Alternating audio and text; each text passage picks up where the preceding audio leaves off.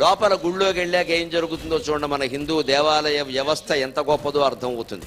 ఇన్ని ప్రదక్షిణాలు చేసి మనం లోపలికి వెళితే పూజారి గారు అంటాడు, బాబు ఆత్మ ప్రదక్షిణ నమస్కారాన్ని సమర్పయామి, మీ చుట్టూ మీరు తిరగండి అమ్మా, మీ చుట్టూ మీరు తిరగండి. అంటే అర్థం ఏమిటి? దేవుడు ఏమంటున్నాడు, ఇంతవరకు నా చుట్టూ తిరిగేవరా, దానివల్ల నీకు అర్థమయ్యేది లేదు, నీ చుట్టూ నువ్వు తిరిగి అప్పుడు విషయం అర్థమవుతుందని చెప్పాడు. మన చుట్టూ మనం తిరగడం అంటే కళ్ళు తిరిగేలా గిరగరా తిరగకూడదు, ఆసుపత్రిలో పడతాం. మన చుట్టూ మనం తిరగడం అంటే నేనెవరు నేనెవరు నేనెవరు, నేను ఈ శరీరమా, ప్రాణమా, ఇంద్రియాల, మనస్సా, బుద్ధ, నేనెవరు నేనెవరు నేనెవరు అని కనీసం ఓ 25 ఏళ్ళు దాటాకైనా 50 ఏళ్ళు దాటాకైనా ఆలోచించడం మొదలు పెట్టాలి. నేనంటే ఈ శరీరమే అనుకోకూడదు. అదే మన చుట్టూ మనం తిరగడం.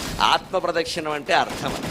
మనమేమిటి, మన జీవితం ఏమిటి, అసలు మన శరీరం ఏమిటి? రాత్రి పడుకుని కలగంటున్నాం, అందులో కూడా మనం ఉన్నాం కదా, మరి వేరే వాళ్ళు కూడా ఉన్నారు కదా. ఆ శరీరాలన్నీ ఎలా వచ్చాయి, అవన్నీ ఎవరు ధరించారు? అవన్నీ నేనే ధరించాను కదా. అంటే రాత్రిపూట కలగని ఇన్ని శరీరాలు నేనే ధరించి